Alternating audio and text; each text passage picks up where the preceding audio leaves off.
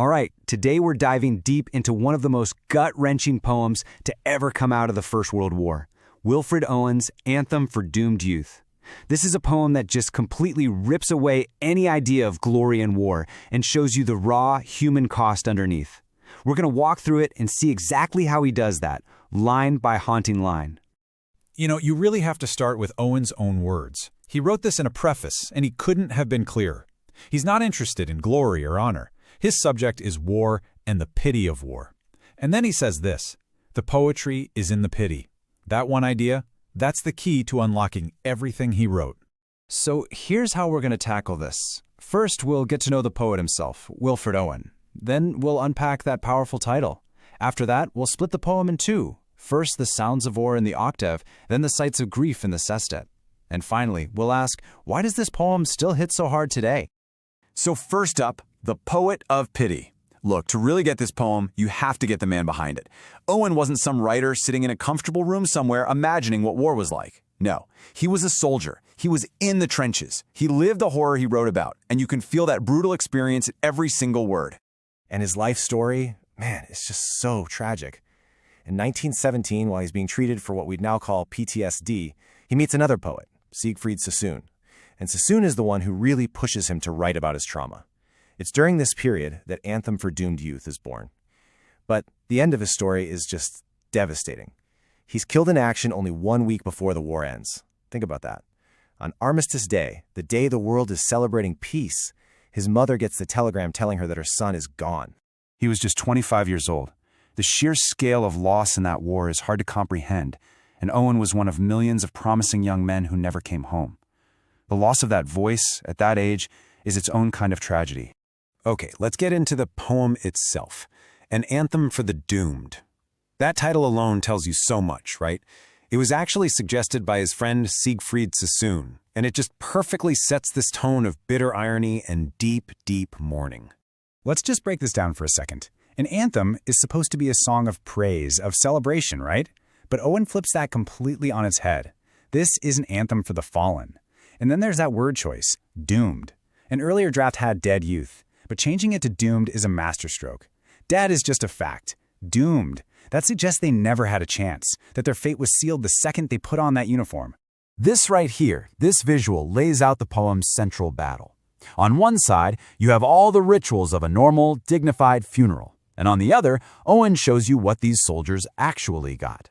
He takes every single one of those civilized traditions and replaces it with the grim reality of the battlefield. Church bells become cannons, prayers become machine gun fire. This stark contrast is the engine that drives the whole poem. And what's really fascinating, the kind of thing you might miss on a first read, is the form Owen chose. It's a Petrarchan sonnet. Now, sonnets were traditionally for love poems, so there's this incredible irony. The sonnet structure is built to present a problem in the first 8 lines and then offer a solution in the final 6. Owen hijacks this form to present a problem, the industrial slaughter of war, that has no solution. There's no neat resolution, only grief. Okay, let's dive into the first 8 lines, the octave. As we go through this, I want you to listen. Just listen, because Owen's focus here is completely on sound. He's creating this brutal soundscape, replacing every sacred funeral sound with the terrifying noises of the battlefield. It just hits you right from the start with this searing question. Passing bells are the church bells that toll to mark a death. Owen is asking, what kind of dignified ritual do you give soldiers who are slaughtered like this? And that simile, as cattle, it's so brutal. It immediately hammers home this theme of dehumanization, of mass, industrial-scale killing. And here's his answer. The only bells are the monstrous anger of the guns. He gives the weapons a human emotion, anger, making them seem like furious officiants in this hellish ceremony. Their only prayers? The stuttering rifle's rapid rattle. That harsh alliteration, that R sound, makes you literally hear the machine guns. And finally, the beautiful church choirs are replaced by the shrill, demented choirs of wailing shells. It's a total, grotesque subversion of a sacred ritual. And then, in the final 6 lines, the sestet, everything changes. In a sonnet, this is called the volta, the turn. And what a turn it is. The noise of the battlefield fades away, and we shift to the quiet, agonizing sights of grief back home. The tone shifts from pure rage to this incredibly deep sorrow. So the sestet opens with another question, just like the octave did. This time, it's about candles.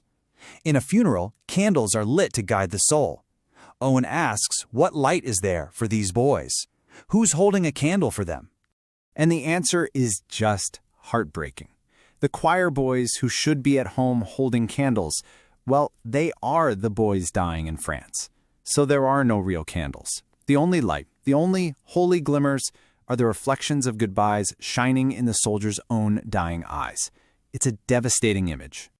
And the substitutions just keep coming. Instead of a pall, the cloth that covers a coffin, we get the pallor of girls' brows, the pale faces of the grieving sisters and sweethearts back home. Instead of flowers on a grave, we get the tenderness of patient minds, the quiet, private memories held by those who loved them. The physical rituals are gone, replaced by something much deeper, internal, emotional suffering. So this brings us to the big question. Why? Why does this poem, written over 100 years ago, still have the power to just stop you in your tracks?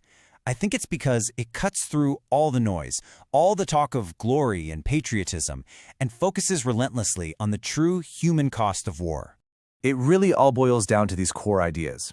It shows you the brutal dehumanization of war. It screams about how our civilized rituals just completely break down in the face of industrial slaughter. And it connects the horror of the battlefield to the quiet, personal grief happening in homes all across the nation. Owen rejects all the empty slogans and gives us exactly what he promised, the pity of war. The poem ends with this one unforgettable image.